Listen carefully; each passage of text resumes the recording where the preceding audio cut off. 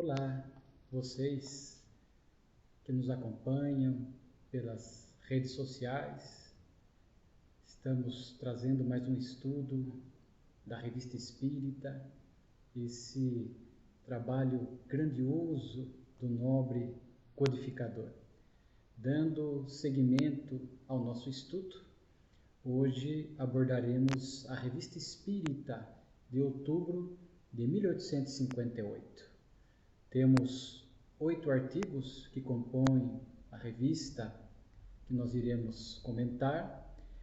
Desses 8 artigos, 3 nós vamos abordar com mais profundidade, mas gostaríamos de citar todos para que o nosso estudo acerca da Revista Espírita de Kardec fique sempre rica do ponto de vista dos estudos e das reflexões doutrinárias.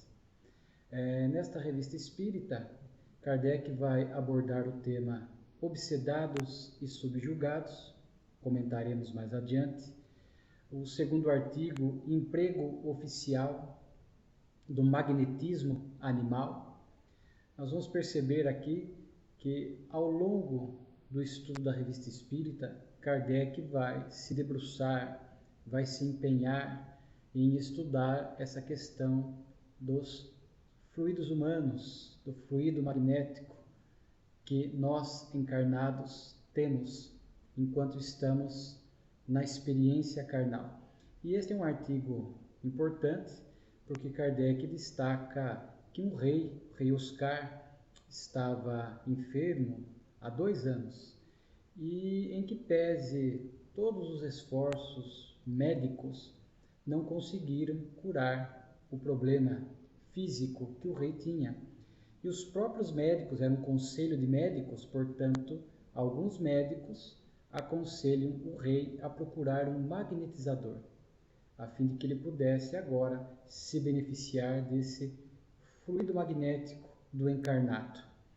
E é algo importante, porque Kardec fala do reconhecimento, pelo menos por parte de alguns médicos, da ação, do efeito terapêutico do magnetismo.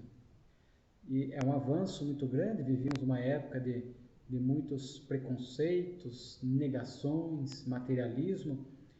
Sabemos que antes da codificação espírita, Kardec, enquanto professor Hippolyte Léon, estudou o magnetismo de Mesmer, que nos apontava que nós, os encarnados, temos esses fluidos particulares que percorrem o nosso corpo, responsável pela doença, pela saúde, que nós podemos doar uns para os outros, e já preconizava Mesmer a importância da doação desses fluidos através da imposição de mãos.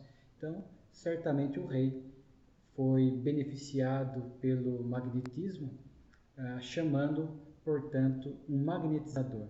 E nós vamos ver depois em estudos futuros que muitas vezes o magnetizador bem intencionado, que chama o concurso dos bons espíritos, poderá ter o seu fluido pessoal adicionado aos fluidos espirituais, que poderão ganhar em qualidade a fim de que possa beneficiar a pessoa assistida. Mas isso no futuro estudaremos com mais tempo. E Kardec, conforme nós já estudamos algumas revistas atrás, o Espiritismo e o Magnetismo são ciências solidárias. O magnetismo abriu campo apresentando esta teoria do magnetismo e depois vem o Espiritismo, aproveitando esse ensinamento, mas indo além, trazendo informações adicionais acerca dos fluidos espirituais, dos fluidos humanos.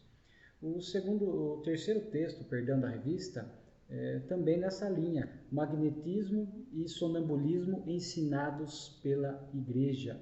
Aqui Kardec se vale de uma cartilha oficial que era utilizada no catecismo, e ali nessa cartilha que ele cita havia alguns apontamentos simples, mas reconhecendo a eficácia do magnetismo, que neste caso não abordava a questão da cura, mas a questão do magnetismo conseguir produzir sonambulismo.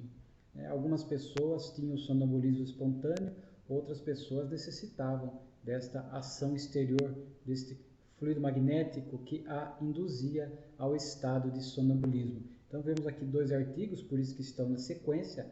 Uma, médicos que simbolizam a ciência, e a igreja, lembrando a religião, que aceitavam essa questão da influência do magnetismo em nossas vidas. E isto era algo para Kardec muito importante, esta aceitação e esse reconhecimento, já que o Espiritismo, como disse, aproveitaria este assunto do magnetismo e viria a enriquecê-lo do ponto de vista das informações doutrinárias, da revelação dos Espíritos.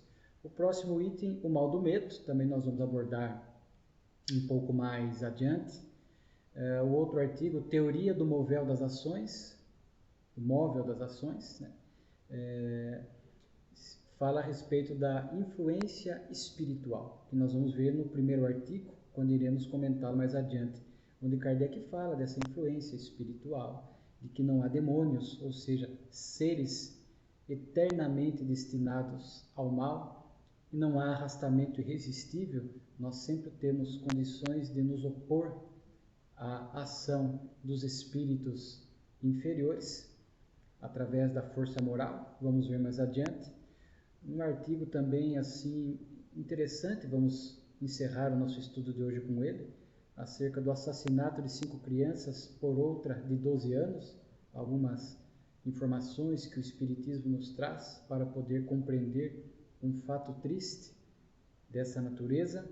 Questões de Espiritismo legal, aqui também é um texto bem curioso do ponto de vista até jurídico, porque é um texto de um advogado que Kardec cita e vem de encontro a essa ideia da própria justiça poder reconhecer a influência espiritual como algo real.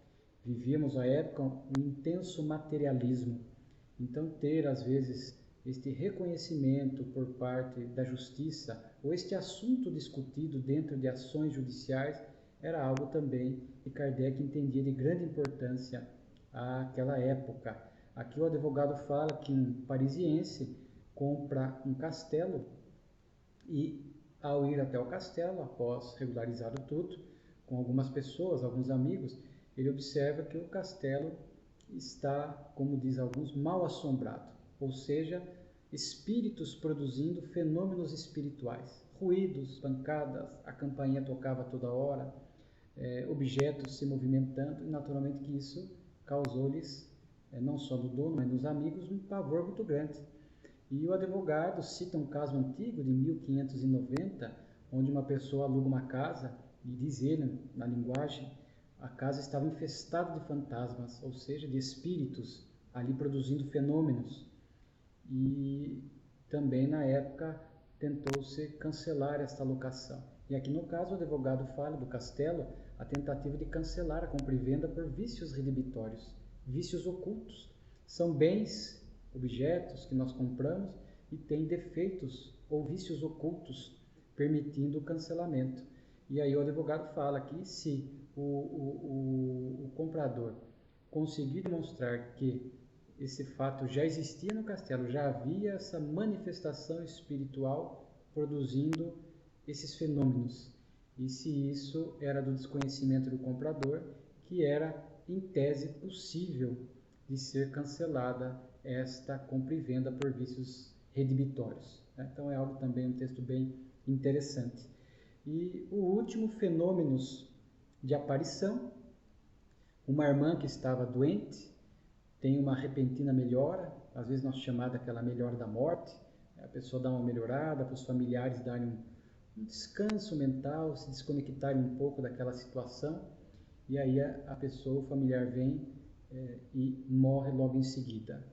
E neste caso a irmã tem uma melhora, chama uma outra irmã e diz a ela que ela iria desencarnar rápido e que ela ainda ali nos preparativos do enterro iria aparecer para a irmã para comprovar a imortalidade da alma. E aconteceu. Esta irmã então vem a morrer, aparece a outra ainda quando estavam sendo preparados o funeral, falando que veio cumprir a promessa e provar, portanto, a imortalidade da alma, e que agora ela tinha que seguir, porque o anjo condutor, possivelmente o seu anjo da guarda, a estava aguardando para que ela pudesse seguir a sua trajetória no mundo espiritual. Então é um artigo também que vem de encontro ao alento que o Espiritismo nos traz, que a morte não põe fim a nada, apenas a vida física, o espírito continua vivo, há esses contatos, esses reencontros, o que é um consolo para nós termos essa certeza que vamos reencontrar entes, queridos, parentes, amigos, após a nossa desencarnação. Aqueles que já nos precederam, haverá este reencontro. Isto é muito consolador. Em relação ao primeiro artigo, obsedados e subjugados, nós vamos perceber que é um artigo onde Kardec vai adentrar nessa questão já das gradações da obsessão, da influência espiritual. Talvez seja, se não me falha a memória, esse primeiro artigo da Revista Espírita, onde Kardec já vai nos apresentar essa gradação que depois, em O Livro dos Médiuns, nós vamos ver, ele abordará. Kardec começa o texto, é um relacionado mais à mediunidade, mas se aplica também à nossa vida cotidiana. Kardec fala que aqueles que chegam ao Espiritismo, que tem aquele primeiro contato, muitos apresentam o desejo, a curiosidade de ser médium.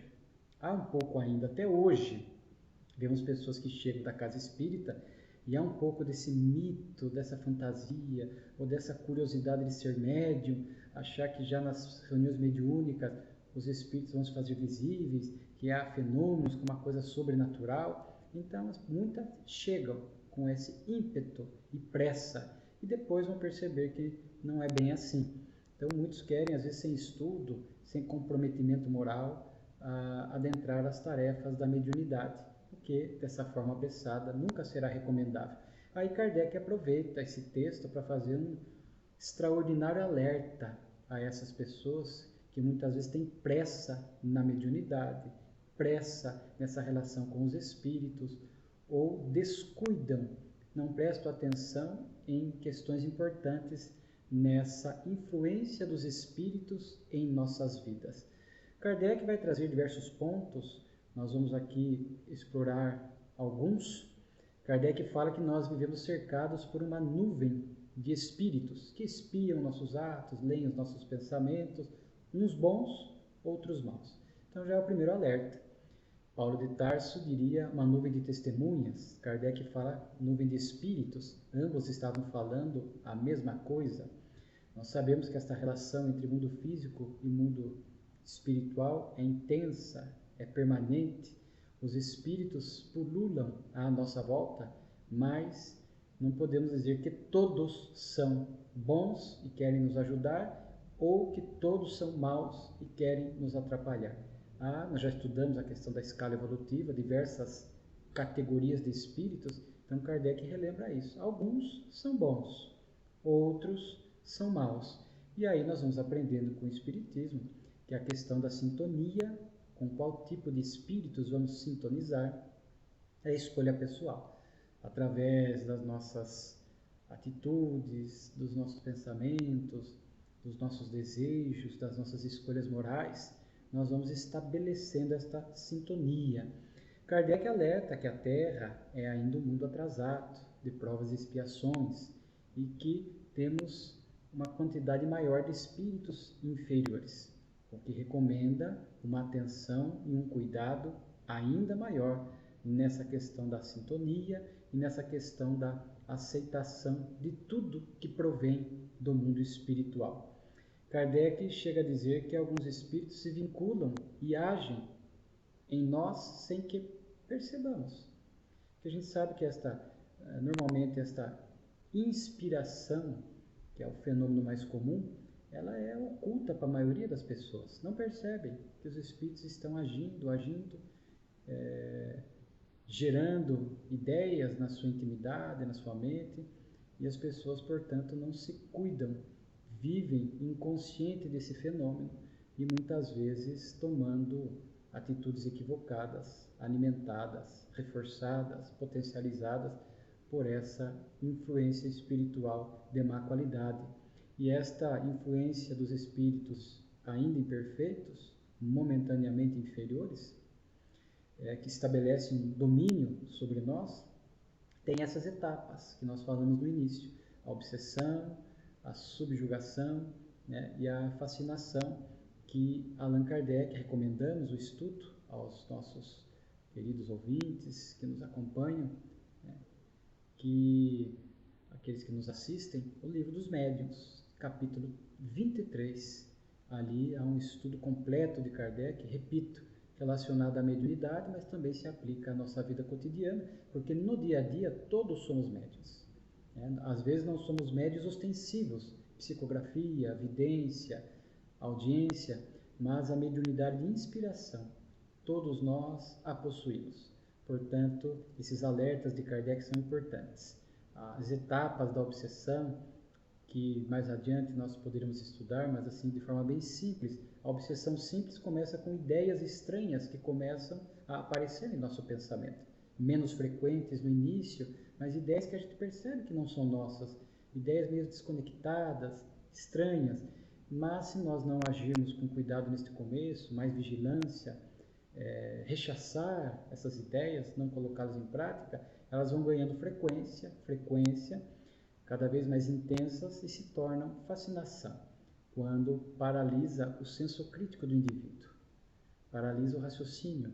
O indivíduo acredita que aquela ideia é dele, não percebe que é de natureza espiritual, e acaba se afastando das pessoas que acabam tentando, alertando, tentando fazer um alerta, algum apontamento, se afastam, acreditam-se donos da verdade. Kardec chega a dizer que o mais difícil das influências é a fascinação, por conta da paralisação do raciocínio. É preciso muita paciência, muita ajuda para muitas vezes tirar uma pessoa dessa fascinação. E a subjugação, que paralisa a vontade. Os espíritos, por conta dessas conexões mais intensas que nós vamos permitindo ao longo do tempo, começam a conseguir agir mais intensamente sobre nós, às vezes produzindo movimentos corpóreos, coisas mais profundas, e que muitas vezes nós sabemos que está errado, mas não conseguimos deixar de praticar, porque o espírito já está dominando a nossa vontade. Kardec fala dessa característica, que os espíritos inferiores que estão nesses processos obsessivos são maus, né? Eles impõem, exigem, os bons espíritos não constrangem, de forma que nós temos que ter este bom senso para saber discernir entre o bem e o mal, para libertar-se da obsessão. Isso é muito importante, porque não é, conforme dissemos agora há pouco, um arrastamento irresistível. Nós sempre temos condições, força moral e lucidez, pelo menos no estágio inicial, na obsessão simples, no começo, para que a gente possa eleger a vigilância e a oração, a fim de que não caiamos nas malhas obsessivas. Aqui é algo muito importante.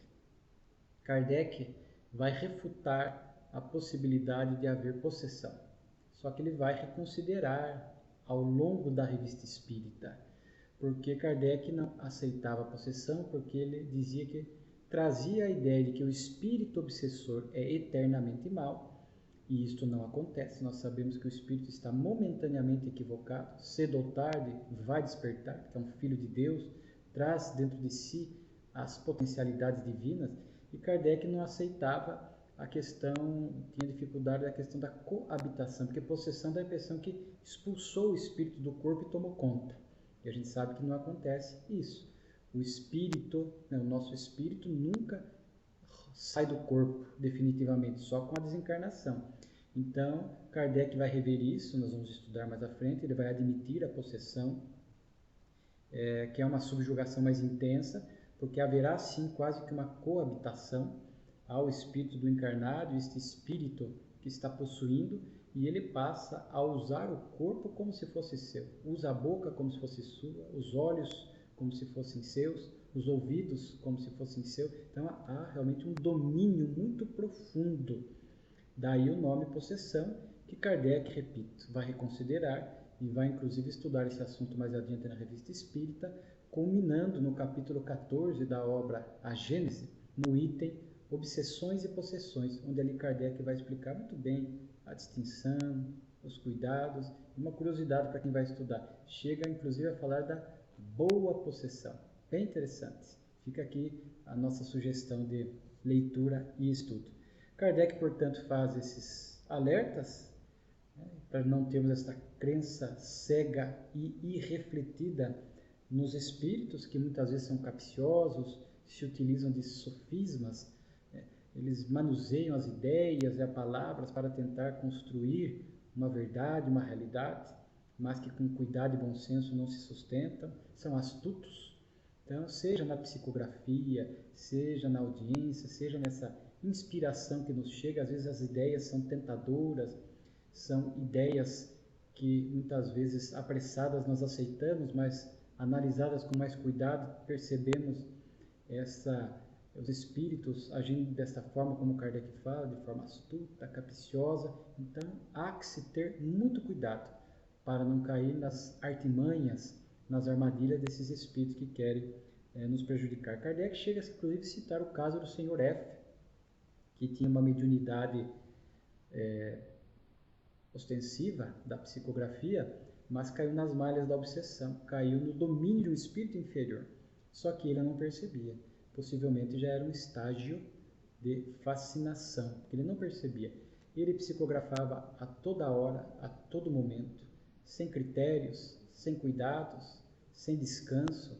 Mesmo sem lápis ou pena na mão, o dedo dele movimentava como se estivesse psicografando, às vezes encostando na parede, na mesa. O espírito chegou a sugerir para ele jejum de 5 dias. Para nós pode parecer um absurdo, né? Um espírito bom iria sugerir um jejum de 5 dias, mas como o médium estava fascinado, ele aceitava tudo, como se a ideia fosse boa, como se a ideia fosse sustentável, e não percebia os equívocos. Então, inclusive para não dormir à noite, ficar desperto à noite, sem descanso, sem alimentação, porque o espírito queria aquele indivíduo muito fragilizado, inclusive fisicamente, para que pudesse ampliar cada vez mais o seu domínio.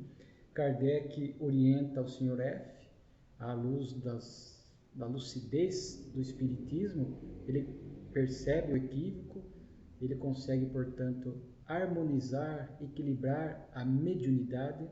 Inclusive, Kardec também diz que o espírito que o afligia também é socorrido. Aí vemos a grandeza do espiritismo, porque em nome da caridade e do amor, não atender apenas os encarnados, nós atendemos e socorremos também os desencarnados, muitas vezes em reuniões próprias, chamadas reuniões mediúnicas. Kardec chega até a citar uma porcentagem, que é um alerta para nós.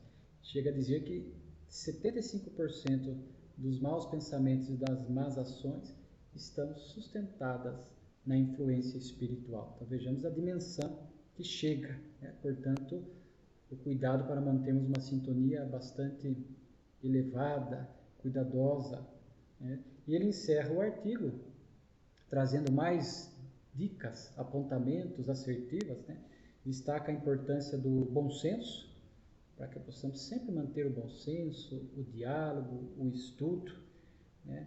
A fim de que os maus espíritos não consigam nos perturbar. Que os bons espíritos nunca se contradizem, são bons, são benevolentes, não são arrogantes, não nos ensinam maldades, enfim.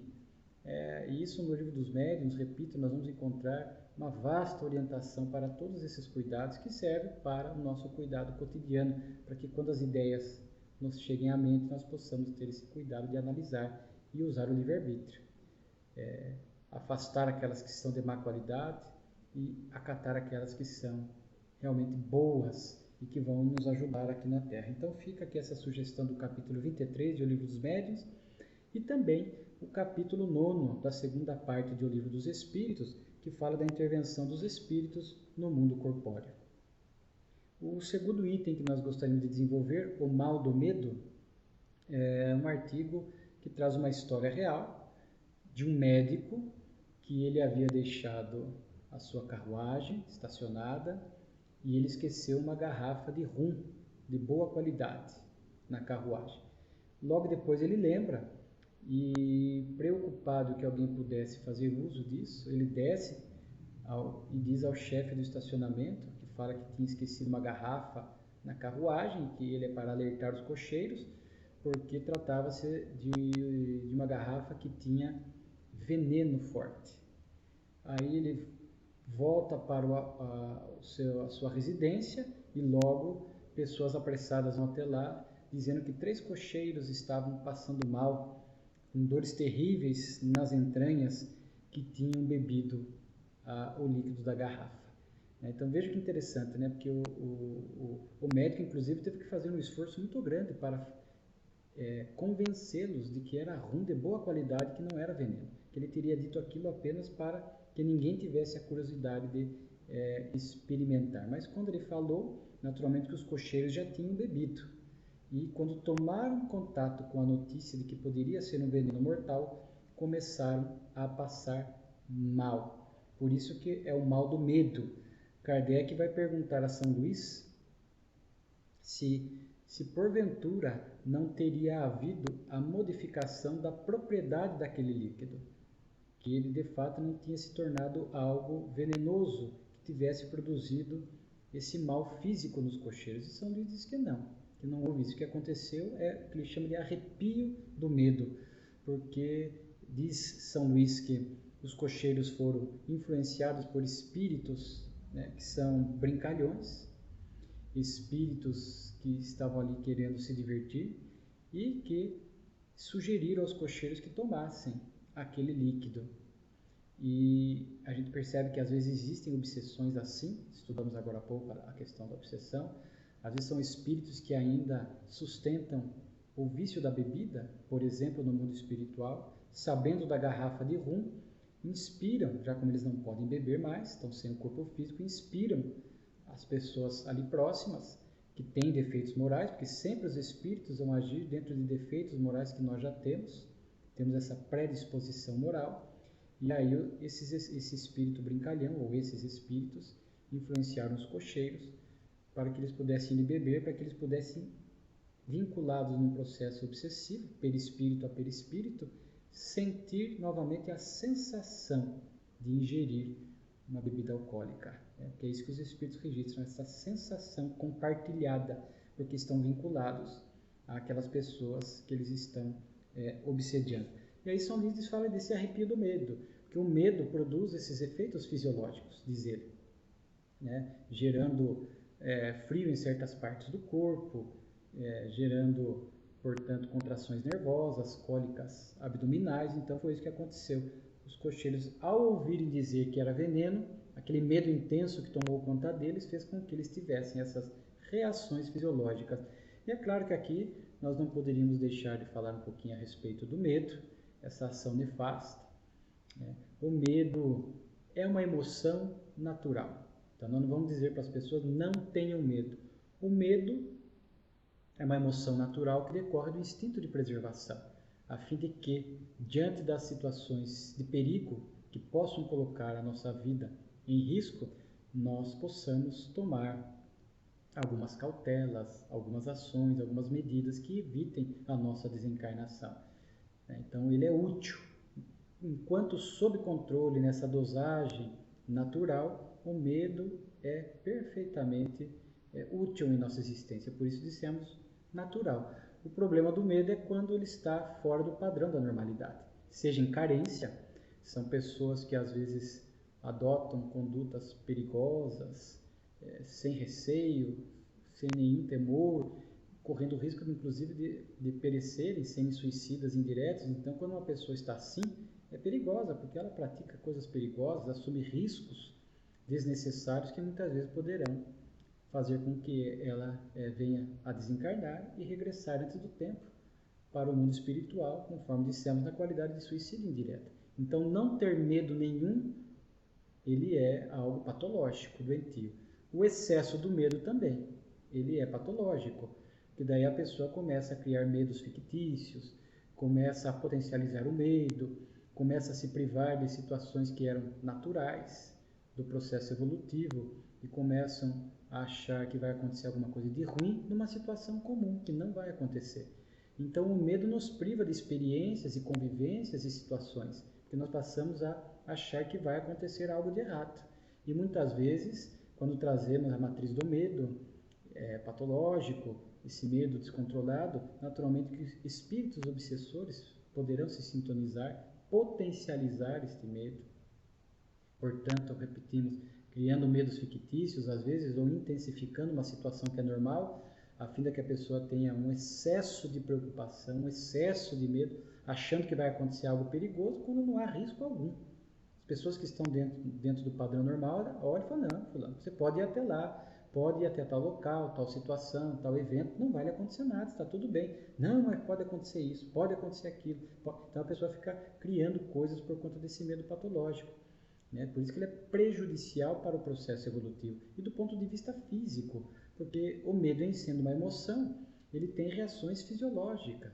Então, ressecamento dos lábios, a pele empalidece, o coração acelera, contrações musculares involuntárias, crises nervosas, talvez como aconteceu com os cocheiros, gerando aquele mal-estar abdominal. E então existem reações, fisiológicas, porque o medo nos prepara para fugir do perigo, para enfrentar o perigo. Então ele tem esses efeitos, a adrenalina descarregada, as suprarrenais descarregam adrenalina para que a gente tenha esse vigor, essa energia para reagir, para agir intensamente, evitando o perigo, a euforia. Agora, quando esse medo é descontrolado, a descarga de adrenalina é exacerbada, é contínua, é frequente, a euforia, essas reações fisiológicas, e isso pode colocar em risco, inclusive, a nossa saúde. Então temos que tomar cuidado, que pode se transformar sim num conflito existencial, que inclusive a nobre benfeitora Joana de Ângeles aborda na obra Conflitos Existenciais, no capítulo 4º, que deixamos aqui como sugestão de leitura. Então o medo, fora do patamar de equilíbrio, ele é danoso para o físico, para o corpo físico e para a nossa vida moral. Buscar todos os tratamentos recomendáveis, tratamento médico, psiquiátrico, a medicação se necessária, e é claro o espiritual, buscar Deus, a oração, em particular aqui falando do espiritismo, o estudo espírita, os passes, a água magnetizada, tudo isso virá em socorro para que possamos ir enfrentando este medo patológico, para que ele possa retomar o seu quantum normal sem prejudicar a nossa vida aqui na Terra. É um tema vasto, e certamente voltaremos a falar a respeito dele através de outros artigos da Revista Espírita. Deixamos, por exemplo, aquela questão de Simão Pedro no Evangelho. Está em Mateus, se não me falha a memória, capítulo 14, quando Jesus vem caminhando sobre as águas e convida Simão. Simão aceita, começa a caminhar sobre as águas, vem um pouco de vento, aí ele fica com medo, e com medo começa a afundar. Então, diante das ventanias da vida, não tenhamos medo. Seguremos na mão do Cristo, confiantes, cuidadosos sim, mas confiantes, a fim de que não possamos afundar na existência. E por fim, o artigo que traz uma notícia infeliz, que nos compadece. 5 crianças foram assassinadas por uma outra criança de 12 anos. Hoje, no Brasil, a lei atual vigente, 12 anos é adolescente, mas o artigo, talvez pela legislação da época, trata como criança de 12 anos. E esta criança de 12 anos coloca outras 5 num baú, fecha-as, fica em cima, sufocando-as. Quando já não escuta mais nenhuma reação, abre, vê que elas estão respirando, fecha de novo, e essas crianças vêm a morrer por falta de ar. Uma testemunha vê este menino condenado, não demonstra nenhum arrependimento, uma frieza imensa. Nós vemos muito como entender uma situação dessa. Primeiro, uma criança de 12 anos praticar uma atrocidade dessa.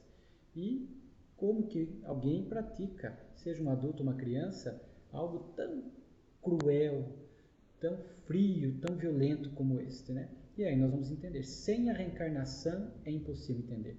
Porque às vezes muitos desses criminosos receberam uma boa educação, receberam bons valores, e mesmo assim acabam se envolvendo com este tipo de criminalidade, de violência. E aí só a reencarnação para nos explicar. No caso aqui da criança, naturalmente que nós estamos diante de um espírito milenar. Aliás, Kardec evoca um espírito mais superior para poder explicar esse fato. E o espírito chega a dizer, inclusive, isso, a maldade não tem idade. Né? A maldade não tem idade. Então, às vezes, o corpo de uma criança, mas um espírito milenar que ainda traz experiências ruins, ainda não adquiriu virtudes, ainda está nesse estágio da violência, do erro, da criminalidade, seja o que for. Então, é o espírito demonstrando o seu status de evolução. Né? Então, a reencarnação nos explica porque, então, algumas crianças acabam, não acidentalmente como acontece, porque aí é culpa, aí foi descuido, mas no caso aqui, dolosamente, com intenção, praticando essas barbáries e, vez que outras, nós vemos no nosso noticiário. Né? Então, é só essa visão espírita. É interessante que o espírito, quando é evocado, logo que ele começa a sua resposta, ele diz a Kardec que era a pena dele ainda ter que ouvir essas abominações aqui na Terra, essas notícias terríveis aqui da Terra. Então veja que interessante, é que às vezes é um espírito elevado para os padrões da Terra, mas não necessariamente para habitar mundos superiores. Então ainda é uma pena, é uma consequência de algumas imperfeições que remanescem no espírito, dele ter que ficar no planeta Terra e ter que travar contato com essas tristes notícias, com essas tristes criminalidades. E o espírito pode pensar que eu já podia estar longe disso. E como que nós poderíamos estar longe disso? No mundo superior. E para estar no mundo superior, nós temos que evoluir, intelecto e moralmente. Então só depende de nós. Eu falo, a minha pena, ainda não evolui tudo para sair da Terra, mas já não sou capaz de praticar essas atrocidades e isso me sensibiliza. É a minha pena, diz o espírito, né? E ele fala que a criança ali se tratava de um espírito horrível, de um espírito muito atrasado, que veio de um mundo inferior à Terra. Diz, ousou vir à Terra, ou seja, claro que Deus permitiu. Havia uma perspectiva desse espírito se ajustar à Terra e não praticar uma atrocidade dessa, porque não fica assim livre. O espírito vem, não quero reencarnar nesse planeta, não quero vir à Terra. Não há esta liberdade sem que haja o consentimento de Deus, mas há o livre-arbítrio. Então esse espírito veio, sabemos que as vítimas desses criminosos também trazem o seu grau de comprometimento, de necessidades expiatórias. E nesse caso aqui está um espírito muito atrasado e que merece a nossa, quando estamos diante de uma notícia de crime assim, a nossa compaixão, não só pelas vítimas, mas também pelo espírito criminoso, a nossa compaixão, tentar ofertar a ajuda possível, a nossa prece. Assim deve ser o homem de bem, né? Se sensibilizando com a situação, mas orando por todos ali envolvidos, né? Criminoso e vítima. E aqui o espírito fala algo interessante, né? Diz, Kardec sugere se ele voltaria para este mundo atrasado de onde veio. E os espíritos, né, o espírito, perdão, responde que se o arrependimento dele fosse sincero, ele poderia permanecer na Terra e aqui expiar e reparar a falta cometida. Mas se ele não tiver arrependimento, e aparentemente não demonstrou arrependimento, voltaria ao seu mundo de origem, porque ele estaria destoando aqui da Terra. Teve uma oportunidade de vir para um mundo melhor, não se ajustou, volta, portanto, ao seu mundo de origem, né? Então é a reencarnação que nos faz entender, às vezes, essas almas que destoam em nosso lar, os nossos filhos, nossos parentes. E aqui os pais, é uma prova para os pais, né? Receber espíritos endurecidos assim, às vezes são vínculos nossos do passado, às vezes pais que aceitam pela primeira vez como prova receber espíritos assim.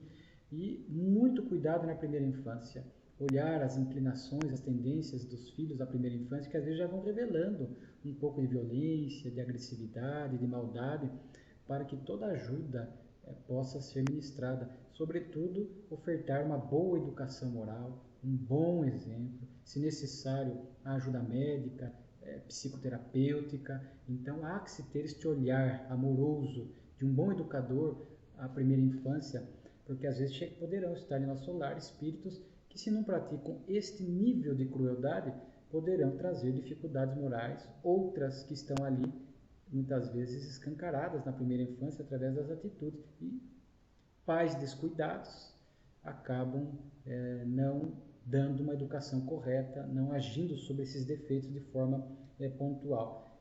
Se os pais agem corretamente, educam, dão os bons exemplos, e o filho vem a praticar uma atrocidade ou algo equivocado, os pais não têm responsabilidade espiritual. Mas se falham na educação, poderão ser corresponsabilizados por eventuais atitudes equivocadas dos filhos. Por isso, ao nosso empenho na qualidade de pais, de educadores, de ministrar uma boa educação. Ainda que os nossos parentes falhem, ficamos com a consciência tranquila, tristes pela situação, mas o importante, nenhum investimento de amor é perdido. Tudo aquilo que nós orientamos, os bons exemplos, as boas palavras, ficam no espírito imortal, que cedo ou tarde, talvez em outras vidas, vão desabrochar. Então não é perdido, mesmo quando um filho erra, ele é reincidente no erro, os pais falam, não é perdido. O afeto, a orientação, os bons exemplos marcam a intimidade desse espírito e vão, sem dúvida alguma, em algum momento, produzir frutos. Então vemos que diante de um fato triste, nós podemos extrair essas considerações doutrinárias e como o Espiritismo nos permite olhar com mais profundidade um fato dessa natureza. Essa foi a Revista Espírita de outubro de 1858. Votos de paz a todos.